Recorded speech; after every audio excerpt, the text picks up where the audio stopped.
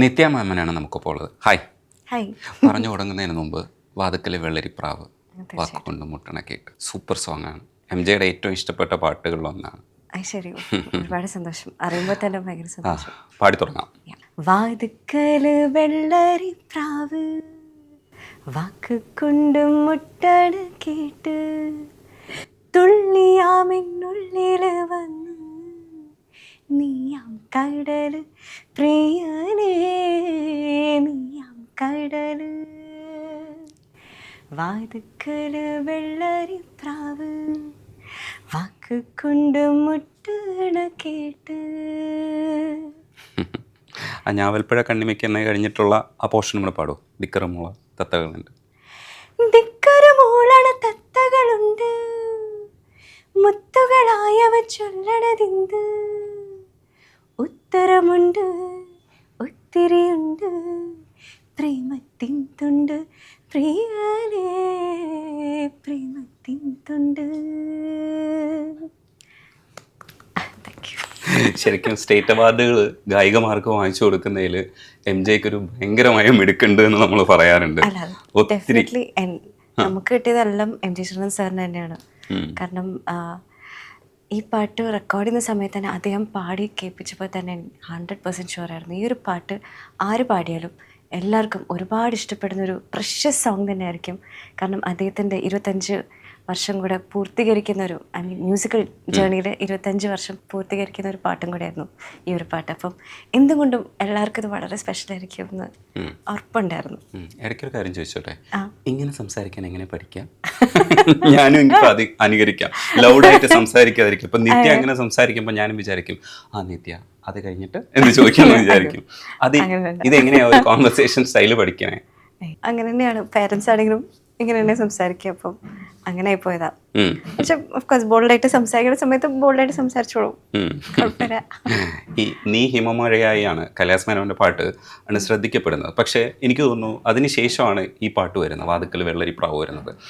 എനിക്ക് ആ രണ്ട് പാട്ടിൽ ഏതാണ് ഇഷ്ടമെന്ന് ചോദിച്ചാൽ ഇപ്പോഴും സെലക്ട് ചെയ്യാൻ പാടുണ്ട്. പക്ഷേ എങ്കിലും വാതുക്കൽ വെള്ളരിപ്രാവ് കൂടുതൽ ഇഷ്ടമുള്ളൊരു പാട്ടാണ്. അത് എന്തുകൊണ്ട് അങ്ങനെ ആവുന്നു എന്ന് ചോദിച്ചാൽ എനിക്കറിയില്ല. പല സ്ഥലത്തും നമ്മളിപ്പോൾ പ്രണയഗാനങ്ങളൊക്കെ നമ്മൾ ഇഷ്ടപ്പെടുന്ന സമയത്ത് ഒരുപക്ഷെ ആ സിനിമയുടെ ഒരു ഫീലും കൂടെ ഉണ്ടാവുമായിരിക്കും. ഈ വാതുക്കൽ വെള്ളരിപ്രാവിന് കിട്ടിയിട്ടുള്ളൊരു അപ്രീസിയേഷൻ ഉണ്ട്. പാട്ടുകൾക്കെല്ലാം അപ്രീസിയേഷൻ കിട്ടിയിട്ടുണ്ട്. പക്ഷേ ഇതിന് കിട്ടുന്ന ഒരു അപ്രീസിയേഷൻ എങ്ങനെയാണ് മനസ്സിലാക്കിയിരുന്നത്? മലയാളിയുടെ മനസ്സിൽ ഈ പാട്ട് എങ്ങനെയാണ് പോയെന്നാണ് നിത്യ മനസ്സിലാക്കണേ? എനിക്ക് തോന്നുന്നു ഡെഫിനറ്റ്ലി 2020 ഈ പാട്ട് ഇറങ്ങിയത്. അതും കോവിഡിൻ്റെ പീക്ക് ടൈമിലാണ് ഈ ഒരു പാട്ടും കൂടെ ഇറങ്ങുന്നത്. ആൻഡ് മൂവി റിലീസിൻ്റെ ഒരു മാസം മുമ്പും കൂടെയാണ് ഈ പാട്ട് റിലീസായത്. ആൻഡ് ഈ മൂവിയുടെ പ്രത്യേകത എന്ന് പറഞ്ഞാൽ ഫസ്റ്റ് OTT മൂവിയായിരുന്നു മലയാളത്തിൽ ആമസോണിൽ ഇറങ്ങുന്നത്. അതും നല്ല കോൺട്രവേഴ്സി ഉണ്ടായിരുന്നു ആ സമയത്ത്. ആൻഡ് പക്ഷെ ഇപ്പോൾ എല്ലാവരും OTT കുട്ടി ആഘോഷിക്കുന്നൊരു ടൈമും കൂടെയാണ്. ആൻഡ് ഈ പാട്ട് ചിത്രീകരിച്ച രീതിയും ബ്യൂട്ടിഫുള്ളിയാണ് വിഷ്വലി ഷൂട്ട് ചെയ്തേക്കുന്നത്. മൂവിയുടെ ടൈറ്റിൽ തന്നെ ഭയങ്കര അട്രാക്റ്റീവാണ്, സൂഫി സുജാതയും. ആൻഡ് എൻ്റെ പ്രൊഡ്യൂസർ വിജയ് ബാബു സാറാണെങ്കിലും അത് ഹോൾ ക്രൂ അതും എൻ്റെ വൺ ഓഫ് മൈ ഫേവറേറ്റ് ആക്ട്രസസും കൂടിയാണ് അതിഥി റാവു ആണ് ഇതിൽ അഭിനയിച്ചിരിക്കുന്നത്. അപ്പം റെക്കോർഡിങ്ങിൻ്റെ സമയത്ത് MJ ശ്രീധരൻ സാർ ഇങ്ങനെ ഫോട്ടോ കാണിച്ചിരുന്നത്, ഇതാണ് നമ്മുടെ നായിക. അപ്പോൾ തന്നെ എനിക്ക് ഭയങ്കര സന്തോഷമായിരുന്നു. അപ്പം സാറ് പറഞ്ഞു തന്ന രീതിയും കൂടെ അത് പറയേണ്ടതാണ്, എടുത്ത് പറയേണ്ടതാണ്. റെക്കോർഡിങ് സമയത്ത് അദ്ദേഹം സ്റ്റോറി ഒരു പ്ലോട്ട് ഏകദേശം എന്ന് പറഞ്ഞു തന്നിട്ടുണ്ടായിരുന്നു. അപ്പം ഇത് കേട്ടപ്പോൾ തന്നെ ആർക്കാരും ഇഷ്ടമാവും. ലിറിക്സ് തുള്ളിയാമെന്നുള്ളിൽ വന്ന് നീയാം കടൽ റൂമിയുടെ കൂട്ടാണ്. ഹരിനാരായണൻ ചേട്ടൻ്റെ എനിക്ക് ഭയങ്കര അനുഗ്രഹമാണ് ഹരിനാരായണൻ ചേട്ടൻ്റെ പാട്ടിൽ പാടാൻ പറ്റിയത്. അപ്പം എനിക്ക് തോന്നുന്നു എൻ്റെ എല്ലാ പാട്ടിലും മിക്കതും ഹരിനാരായണൻ ചേട്ടനാണ് എഴുതിയേക്കുന്നത്. അപ്പോൾ അതിപ്പോൾ നമ്മൾ സ്റ്റുഡിയോ പോകുമ്പോഴാണ് നമ്മൾ മിക്കവാറും അറിയുന്നത്. കാരണം ലിറിക്സ് കിട്ടുമ്പോൾ അപ്പോൾ ഇത് കാണുമ്പോൾ തന്നെ എനിക്കറിയാം നമ്മുടെ ഹരിയേട്ടനാണ് എഴുതിയേക്കുന്നത്. അതുപോലെ തന്നെ വാതുക്കൽ ലിറിക്സ് വന്നപ്പോഴും ഹരിയേട്ടനാണ് എഴുതിയേക്കുന്നത്. അപ്പോൾ നീമമഴ ജസ്റ്റ് റിലീസായതിൻ്റെ സമയമായിരുന്നു. അതായത് വിത്തിൻ 2 days ആയിരുന്നു വാതുക്കൽ പാടിയത്. അങ്ങനെ ആ ഒരു സന്തോഷം ഉണ്ടായിരുന്നു ഹരിയേട്ടൻ്റെ ലിറിക്സും. പിന്നെ ആ ലിറിക്സ് നമ്മൾ ഉൾക്കൊണ്ട് പോവും, അത് നമ്മൾ വായിച്ചു. കാരണം അത്ര മനോഹരമായിട്ടാണ് എഴുതിയേക്കുന്നതും ആ ഒരു കമ്പോസിഷനും എല്ലാം കൂടെ ഭയങ്കര ജെല്ലായിരുന്നു. പിന്നെ എടുത്തു പറയണം മെയിൽ സിംഗേഴ്സ് അർജുൻ കൃഷ്ണ, അദ്ദേഹം കൊച്ചിലായിരുന്നപ്പോൾ ഒരു റിയാലിറ്റി ഷോയിൽ പങ്കെടുത്തിട്ടുണ്ട്, കച്ചേരി. അതുപോലെ തന്നെ ഒരു ജയരാജ് സാറിൻ്റെ ഒരു പടത്തിൽ അതിൽ ആണ് അർജുൻ കൃഷ്ണ ആദ്യമായിട്ട് പാടുന്നത് കൊച്ചിലെ. അപ്പം അതുപോലെ തന്നെ റിയാലിറ്റി ഷോസിലും ഒരുപാട് കച്ചേരിയും അങ്ങനെയൊക്കെ ചെയ്യുന്ന ഒരു നല്ലൊരു മ്യൂസിക്കൽ ഫാമിലിയിൽ നിന്ന് വരുന്നതാണ് അർജുൻ കൃഷ്ണ. അപ്പം അദ്ദേഹത്തിനൊപ്പം പാടാൻ പറ്റി. പിന്നെ സൂഫിയുടെ ഭാഗങ്ങളാണെങ്കിൽ മോള മോള പാടിയ സിയാഉൽ ഹക്കും. അപ്പം അങ്ങനത്തെ എക്സലൻറ്റ് സിംഗേഴ്സിനൊപ്പം കൂടെ പാടി, അതാണ് ആ ഒരു ഗ്രൂപ്പ് വർക്കാണ്. നല്ലൊരു ടീമിൻ്റെ ഒപ്പം വരാൻ പറ്റുക പറഞ്ഞാൽ അതൊരു വലിയ അനുഗ്രഹമാണ്. MJ പാട്ട് പറഞ്ഞു തരുമ്പോൾ ഇങ്ങനെ വിചാരിച്ചില്ലല്ലോ ഇങ്ങനെയായിരിക്കും വരിക എന്നുള്ളതും. പാട്ട് ഇപ്പം നിത്യയ്ക്ക് പറഞ്ഞു തരുന്നുണ്ടാവും, പക്ഷേ ഇതിൻ്റെ എല്ലാം കൂടെ പാക്കേജ് ഇങ്ങനെയായിരിക്കും വരുമെന്ന് അറിയാമായിരുന്നു. നമുക്ക് അത്ര ഔട്ട്കം എങ്ങനെയാണ് നമ്മൾ പ്രതീക്ഷിക്കുന്നുണ്ടായിരുന്നില്ല. അങ്ങനെ അത്രയും വലിയ ഹൈ എക്സ്പെക്റ്റേഷൻസോടെ ആളുമല്ല പേഴ്സണലി ഞാൻ. അപ്പോൾ ആ സമയത്ത് നമുക്ക് പറഞ്ഞു തരുന്നു, പ്ലോട്ട് സ്റ്റോറി പറഞ്ഞു തരുന്നു, നമ്മുടെ ആക്ട്രസിൻ്റെ ഫോട്ടോയും കാണിച്ചു തന്നു, എല്ലാം കാണിച്ചു തന്നപ്പോൾ ആദിത്യ റാവിന് വലിയ ഫാനും കൂടെ ആയതുകൊണ്ട് എന്താ പറയുക ഭയങ്കര സന്തോഷമായിരുന്നു. അപ്പം പിന്നെ ഈ പാട്ടിന് ഉള്ളിലായിപ്പോയി. പിന്നെ കൂടുതൽ ആലോചിക്കുന്നില്ല ഔട്ട്കം എങ്ങനെയായിരിക്കും, എല്ലാവർക്കും ഇഷ്ടമാവുമോ അങ്ങനെ. ഈ ഒരു വിളിപ്പേരുണ്ട് മലയാളത്തിൻ്റെ ശ്രേയ ഘോഷാൽ എന്ന്.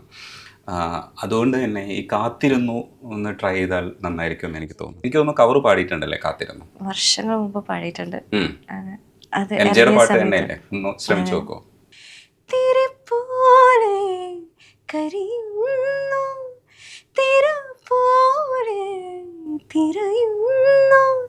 ചെമ്മി ചെമ്മി നോക്കും നേരം മുന്നിൽ പിന്നിൽ എന്നും എന്നും എന്നും കാത്തിരുന്നു കാത്തിരുന്നു പുഴമെലിഞ്ഞു കടവൊഴിഞ്ഞു കാലവും കടന്നു പോയി വേനലിൽ ദളങ്ങൾ പോൽ വളകളൂർന്നു പോയി. ചില സമയത്ത് ശ്രേയ ഘോഷാലിൻ്റെ പാട്ട് നമ്മൾ കേട്ടിട്ട് അത്ഭുതപ്പെട്ടിട്ടുണ്ട്. കാരണം അവരുടെ പ്രൊനൗൺസിയേഷൻ, ഇത്രയും ഫീൽ എങ്ങനെയാണ് പ്രണയഗാനങ്ങളിൽ കൊണ്ടുവരുന്നതെന്ന് നമ്മൾ അവർ റിസർച്ച് ചെയ്തിട്ട് വരും പോലെയാണ്. അപ്പോൾ MJ അവരെ കൊണ്ട് പാടിപ്പിക്കുന്ന സമയത്ത് എല്ലാവരും ചോദിക്കുമായിരുന്നു നിരന്തരമായി എന്തിനാണ് ശ്രേയ ഘോഷാലിനെ വിളിക്കുന്നത്. അതൊരു പാട്ട് കേൾക്കുമ്പോൾ നമുക്ക് മനസ്സിലായി എന്തുകൊണ്ടാണ് നിരന്തരമായി വിളിക്കുന്നതെന്ന്. നിങ്ങൾക്കും ഈ പാട്ട് പാടാൻ കഴിയും എന്നുള്ളതാണ്. അത് ഭയങ്കര രസമുള്ളൊരു പരിപാടിയാണ്. ഈ ഹിമമഴയായി എന്നുള്ള പാട്ടിന് വേറൊരു തരത്തിലുള്ള റേഞ്ചുണ്ട്. പുതിയ കാലഘട്ടത്തിനെ അഡ്രസ്സ് ചെയ്യുന്ന ഒരു പാട്ടാണ്. എന്ന് വെച്ചാൽ യങ്സ്റ്റേഴ്സ് എല്ലാം പാടി നടന്ന ഇൻസ്റ്റയിൽ കയറി പോകുന്ന പാട്ടുകളിലൊന്നാണ് ഹിമമഴയായി. വാതിൽക്കൽ വെള്ളരിപ്രാവിന് ഇത്രയേറെ ഹൈപ്പ് കിട്ടുമ്പോഴും മറ്റൊരു തരത്തിൽ ഭയങ്കരമായിട്ട് റേഞ്ച് ഇങ്ങനെ കുത്തിക്കയറി പോകുന്നില്ലേ ഈ ഇൻസ്റ്റയിൽ, അങ്ങനത്തെ പാട്ടാണ് ഹിമമഴയായി. അപ്പോൾ കൈലാസ് മേനോൻ്റെ പാട്ടുകളൊക്കെ അങ്ങനെ തന്നെയാണ് കയറി പോകുന്നത്. ഒരു ഇൻസ്റ്റാ ഫോളോവേഴ്സിനെ സംബന്ധിച്ചിടത്തോളം ഒരുപക്ഷെ അവർക്ക് ഈ പാട്ടായിരിക്കും അല്ലെ ഹിമമഴയായിരിക്കും കുറച്ചുകൂടെ നിത്യയെ പോപ്പുലറാക്കിയെന്നാണ് എനിക്ക് തോന്നുന്നത്. നിത്യയ്ക്ക് എന്താണ് തോന്നുന്നത്? ഇങ്ങനത്തെ പാട്ടിൽ പാടാൻ പറ്റാന്ന് തന്നെ വലിയൊരു അനുഗ്രഹമാണ്. ആൻഡ് എനിക്ക് തോന്നുന്നു ഒരു ഡ്രീം ഡെബ്യൂ തന്നെയായിരുന്നു എനിക്ക് ഹിമമഴ. കാരണം ഞാൻ ഒരുപാട് ആഗ്രഹിച്ചാണ് പ്ലേബാക്ക് സിംഗർ ആവണം കൊച്ചിലെ തൊട്ട്. അപ്പോൾ നമ്മുടെ മ്യൂസിക്കൽ ബാക്ക്ഗ്രൗണ്ട് ഒന്നുമല്ല. അമ്മ മ്യൂസിക് പഠിച്ചിട്ടുണ്ടോ? അത് പാടും അല്ലേ? അമ്മ എപ്പോൾ പഠിക്കാൻ തുടങ്ങിയിട്ടുണ്ട്. ഇപ്പോൾ ഇച്ചിരി ആഗ്രഹം. അമ്മ പാടും. നമ്മളെല്ലാവരും ചേർച്ച് കൊയറിൽ മെമ്പേഴ്സായിരുന്നു. അപ്പോൾ അമ്മ പാടുമായിരുന്നു. പക്ഷെ അന്നേരം മുന്നിൽ അങ്ങനെ പബ്ലിക്കായിട്ട് അങ്ങനെ പാടില്ലെന്നേ ഉണ്ടായിരുന്നുള്ളൂ. പക്ഷെ ഇപ്പോൾ ഒക്കെ വലിയ ഇൻട്രസ്റ്റ് ആണ് എല്ലാവർക്കും. ഒരുപാട് more than a profession, way of ലൈഫായി അത്. മ്യൂസിക് കൊണ്ട് ഇങ്ങനെ സന്തോഷമായിട്ട് നല്ല നല്ല നല്ല സെലിബ്രേഷൻസ് എന്ന് പറഞ്ഞ മ്യൂസിക്കാണ് നമുക്ക്. ഇന്നും നമുക്ക് ഹിമമഴ ആണെങ്കിൽ വാതുക്കളും ആക്ച്വലി കവേഴ്സ് കിട്ടാറുണ്ട്. ഇന്നും എനിക്ക് കുറേ ടാഗ്സ് കിട്ടാറുണ്ട് ഇൻസ്റ്റയിൽ. അപ്പോൾ കഴിയും നമ്മൾ നല്ലതാണെങ്കിൽ ഡെഫിനറ്റ്ലി നമ്മൾ ഷെയർ ചെയ്യാറുണ്ട്. അപ്പോൾ ഹിമമഴ എനിക്ക് തോന്നും വോക്കലിസ്റ്റ് മാത്രമല്ല, ഇൻസ്ട്രുമെൻറ്റ് അതായത് വയലിനിസ്റ്റും ഒരുപാട് വായിക്കാറുണ്ട്. ഇപ്പോഴത്തെ വെഡ്ഡിങ് ഫങ്ഷൻസ് ആണെങ്കിലും എല്ലായിടത്തും ഞാൻ കാണാറുണ്ട് ഹിമമഴ വായിക്കാറുണ്ട്. കാരണം അത് ഈക്വലി എല്ലാവർക്കും ഭയങ്കര ഇമ്പോർട്ടൻസ് കൊടുക്കുന്നൊരു പാട്ടാണ് ഹിമമഴ. ആൻഡ് അറിയില്ല, ഒരു മാജിക് ഉണ്ട് ആ പാട്ടില്ല. കൈലാസ് മേനൻ സാറിൻ്റെ കഴിവ്. വീണ്ടും ഹരിനാരായൺ ചേട്ടൻ്റെ പേര്. അതെ. ആൻഡ് ഓഫ് കോഴ്സ് പാടിയിരിക്കുന്ന ഹരിശങ്കറും ആൻഡ് വയലിൻ പീസ് വായിച്ച രൂപ രേവതി ചേച്ചിക്കും.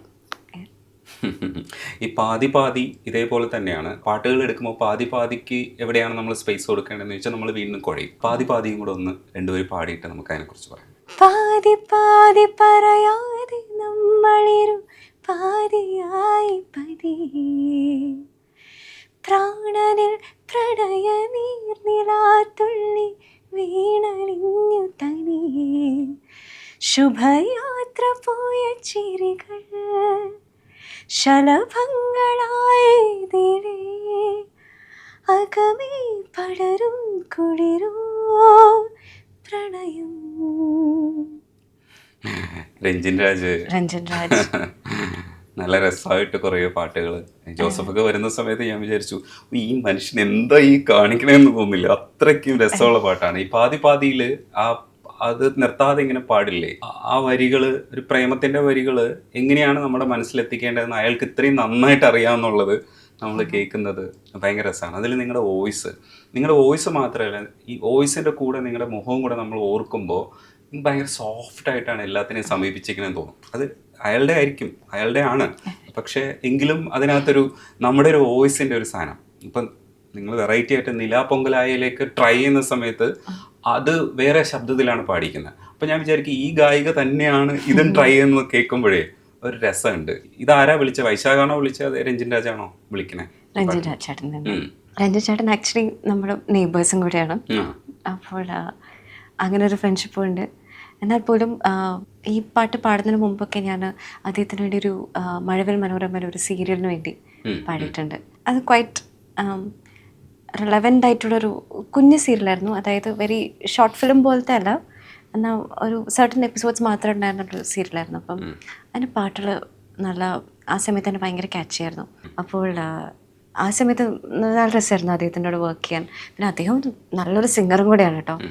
അപ്പോൾ അദ്ദേഹത്തിന് എല്ലാം അറിയാം. ഐ മീൻ പറഞ്ഞു തരുമ്പോൾ നമുക്ക് ഭയങ്കര എളുപ്പമാണ് പാടാനും. കാരണം നമ്മുടെ ആസ്പെക്റ്റും നമുക്ക് കംഫർട്ടബിൾ പിച്ച് ചെയ്തായിരിക്കും. അതെല്ലാം ഓൾറെഡി ചേട്ടന് നമ്മൾ എക്സ്ട്രാ നോക്കേണ്ട ആവശ്യമില്ല. ചേട്ടന് ഓൾറെഡി അതറിയാം, ഓൾറെഡി സെറ്റാണ് സാർ. അദ്ദേഹത്തിനും ഭയങ്കര ഫീലിന് ഭയങ്കര ഇമ്പോർട്ടൻസ് കൊടുക്കുന്ന വ്യക്തിയും കൂടിയാണ്. അപ്പോൾ പാതിയാണെങ്കിലും ഒരു ഫീൽ, ആ ഒരു നൈറ്റ് ഡ്രൈവ് എന്നാണ് ചിത്രത്തിൻ്റെ പേര്. ആ ഒരു ചിത്രത്തിൽ ഈ ഒരു 2 കഥാപാത്രങ്ങൾ തമ്മിൽ അവർ നല്ല പ്രണയത്തിലാണെന്ന് കാണിക്കുന്ന വേറെ സീന് വേറെ ഒന്നുമില്ല. ആ ഒരു ഒറ്റ പാട്ടിലേ ഉള്ളൂ. അപ്പോൾ ആ പാട്ടിൽ അത്രത്തോളം എക്സ്പ്രസീവ് ആയിരിക്കണമെന്ന് അദ്ദേഹത്തിന് വളരെ നിർബന്ധമുണ്ടായിരുന്നു. അപ്പോൾ ഈ മൂവിയുടെ സ്ക്രിപ്റ്റ് റൈറ്റർ അഭിലാഷ് പിള്ളയും കൂടെ ഉണ്ടായിരുന്നു.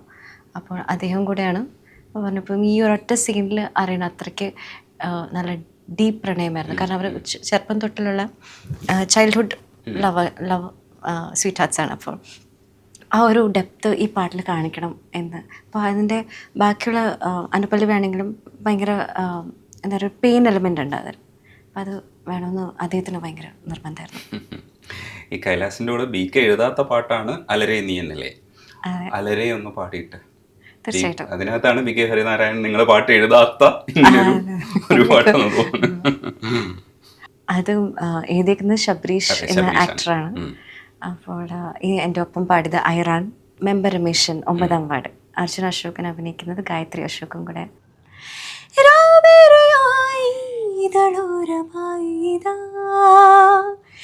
ചേരുന്നു ഞാനും തനിയേ പൂന്തേനുറങ്ങുന്ന പൂവിനുള്ളിലിതാ പൂക്കുന്ന മോഹം പതിയേ നിന്നെ നുകരുമ്പോൾ അകമയലിയുമ്പോൾ 1000 ആനന്ദം വിരിയുമിനിയോളം നിന്നിൽ ചേരുമീ നേരം ജന്മം ധന്യമായി. അലരേ നീ എന്നിലെ ഒളിയായി മാറിടുമോ പിരിയാതിന്നെന്നുമേ ജീവനേ. ഇതളിൽ ഞാൻ ചേരവേ പ്രണയം നീകുമോ ഹൃദയം നീറുമ്പോഴും എന്നെന്നും നീ. അലരേ നീ എന്നിലെ ഒളിയായി മാറിടുമോ പിരിയാതിന്നെന്നുമേ ജീവനേ. ഇതളിൽ ഞാൻ ചേരവേ പ്രണയം നീകുമോ ഹൃദയം നീറുമ്പോഴും എന്നെന്നും നീ. നിങ്ങൾ ഒരുപാട് പാട്ട് പാടിപ്പിക്കേണ്ടി വരും കേട്ടോ. ഇച്ചിരി ഹൈ ആയതുകൊണ്ട് ഞാൻ പതുക്കെ ശരിക്കും +2 വരെ പഠിച്ചത് ഗൾഫിലാണല്ലേ? അതിനുശേഷമാണ് പഠിക്കാൻ ഇന്ത്യയിലേക്ക് വരുന്നത്, ബാംഗ്ലൂരിൽ. അത് കഴിഞ്ഞിട്ട് പിന്നെ ഈ പാട്ടിലേക്ക് പൂർണ്ണമായിട്ട് ഷിഫ്റ്റ് ആവുന്ന ഈ ടൈമിലായിരുന്നു? കോളേജ് കഴിഞ്ഞിട്ട്. കോളേജ് കഴിഞ്ഞിട്ട് ഇറങ്ങാമെന്ന് തീരുമാനിച്ചു. അത് ഞാൻ കവേഴ്സൊക്കെ പാടാൻ തുടങ്ങി സോഷ്യൽ മീഡിയയിൽ. ആ സമയത്ത് ഫേസ്ബുക്ക്, ഇൻസ്റ്റഗ്രാം, പിന്നെ യൂട്യൂബ്, അങ്ങനെയൊക്കെ. ആ സമയത്ത് ആദ്യം ഫേസ്ബുക്കിലായിരുന്നു കൂടുതൽ കളി, കൂടുതൽ ടൈം സ്പെൻഡ് ചെയ്യുന്നത്. അതാ ഉദ്ദേശിച്ചത്. അങ്ങനെ അത് കാരണം കുറച്ച് ഷോസൊക്കെ കിട്ടാൻ തുടങ്ങി, കോർപ്പറേറ്റ് ഷോസ്. ഞാൻ ആ സമയത്തൊക്കെ കവേഴ്സ് മലയാളം പാടുവാണെങ്കിൽ പോലും എനിക്ക് പഴയ റെട്രോ ഹിന്ദി സോങ്സ് ഒരുപാട് ഇഷ്ടമാണ്. അപ്പോൾ ഒരു സമയത്ത് ലതാജി, ആശാജിയുടെ പാട്ടിൽ മാത്രമേ പാടുള്ളായിരുന്നു.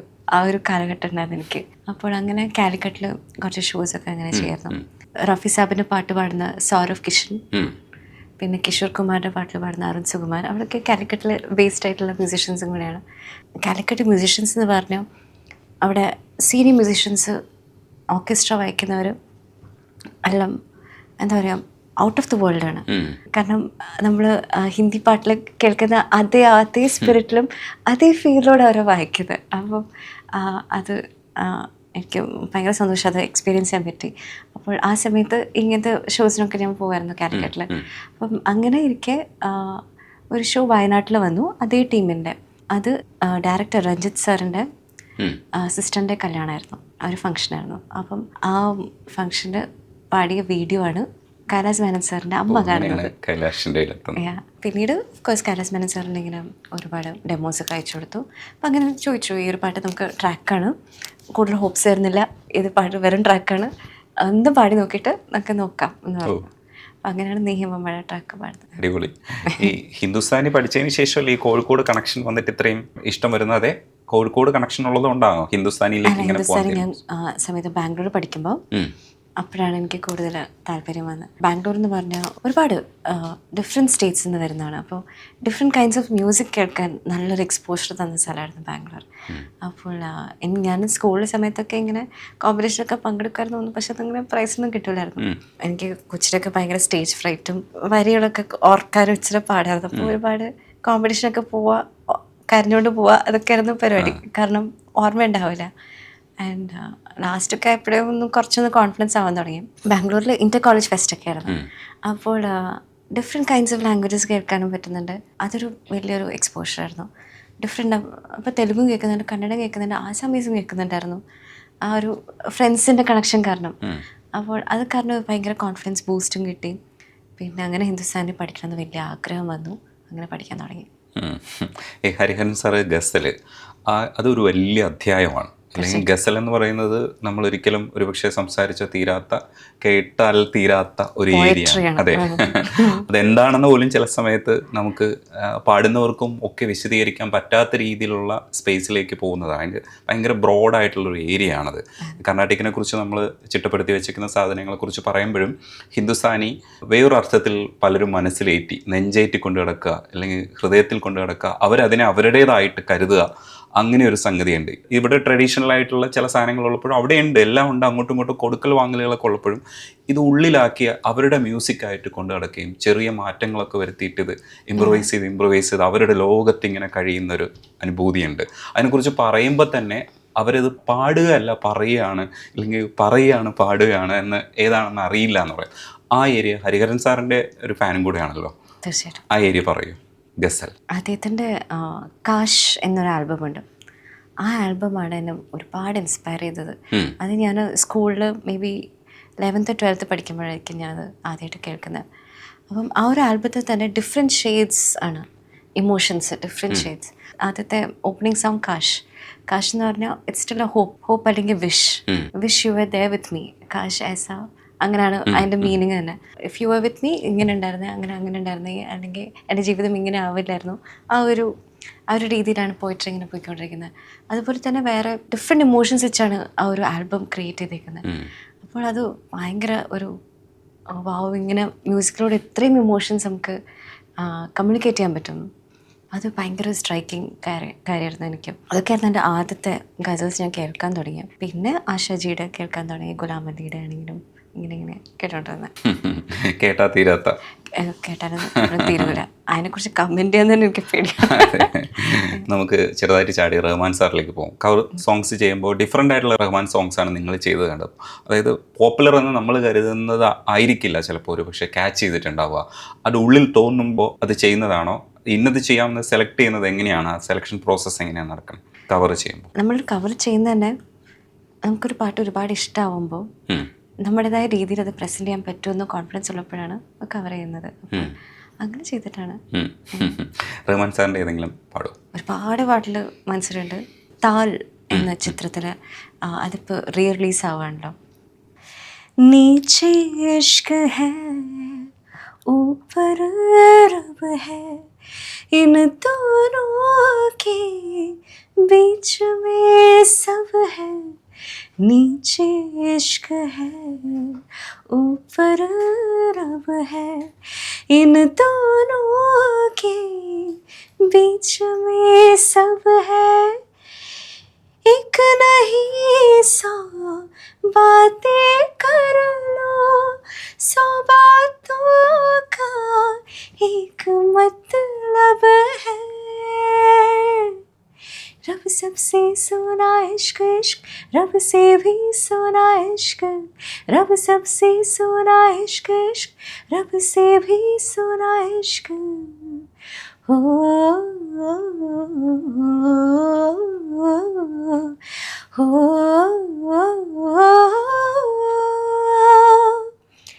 इश्क बिना क्या जीना यारा,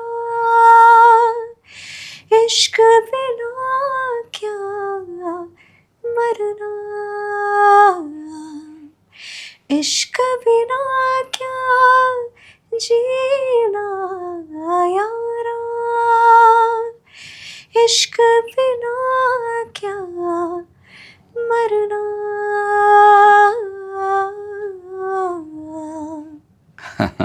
ഈ നെറ്റിയെക്കുറിച്ചുള്ള കമൻസിൽ ചിത്ര ചേച്ചിയെ പോലെ വളരെ മര്യാദയുള്ള സ്വഭാവത്തിൽ എന്ന് പറയുന്ന ശരിക്കും അത്രയും മര്യാദ ഉണ്ടോ? കട്ടാക്കി പറയാം. അപ്പിയറൻസ് കൊണ്ട് മാത്രമല്ല, ആൾക്കാരോടൊക്കെ വർത്താനം പറയുന്നത്, ഇപ്പോൾ ഇൻ്റർവ്യൂവിൽ സംസാരിക്കുന്നതും ഒക്കെ വളരെ ഇങ്ങനെ സൈലൻ്റ് ആയിട്ട് വളരെ ശ്രദ്ധിച്ച് കാര്യം പറയുന്ന ഒരാളായിട്ടാണ്. ശ്രദ്ധിച്ച് കാര്യം പറയണ്ടേ? ശ്രദ്ധിച്ച കാര്യം പറയണമല്ലോ.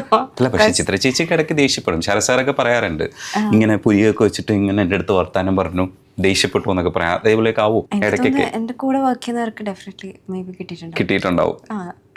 അപ്പൊ നിങ്ങൾ ഉദ്ദേശിക്കുന്നതല്ല ഗൈസ്, ഇത് വേറെയാണ്. വേറൊരു നിത്യം അതിന് ഉള്ളിലുണ്ട്. അതെ, ഈ സോഫ്റ്റ്നെസ്സും ഇതിനെയൊക്കെ മറികടക്കുന്ന. അതായത് വിവേക് ഫ്രാൻസിസ് അല്ലെ ഹസ്ബൻഡിന്റെ പേര്, പുള്ളിയായിരിക്കും ഏറ്റവും കൂടുതൽ ഇത് നേരിടുന്നത്. പുള്ളി വിളിച്ചു ചോദിച്ചാൽ മനസ്സിലാവുമായിരിക്കും. ഇല്ല, അവിടെ മിതമായിട്ടേ കിട്ടുള്ളൂ. വർക്ക് റിലേറ്റ് ചെയ്യാത്തത് കൊണ്ട് മാനേജ് ചെയ്യാൻ പറ്റും. അങ്ങനെയാണ്. അദ്ദേഹം ആണ് എന്നെ കൂടുതൽ കാമാക്കുന്നത്. എനിക്ക് എന്ത് സ്ട്രെസ് ഉണ്ടെങ്കിലും പെട്ടെന്ന് പറയാൻ പറ്റും. പറയും, ചില്ലായിട്ടിരിക്കും, ഒരു കുഴപ്പമില്ല, ചിൽ മടി. അപ്പൊ അങ്ങനെ സന്തോഷമാണ്.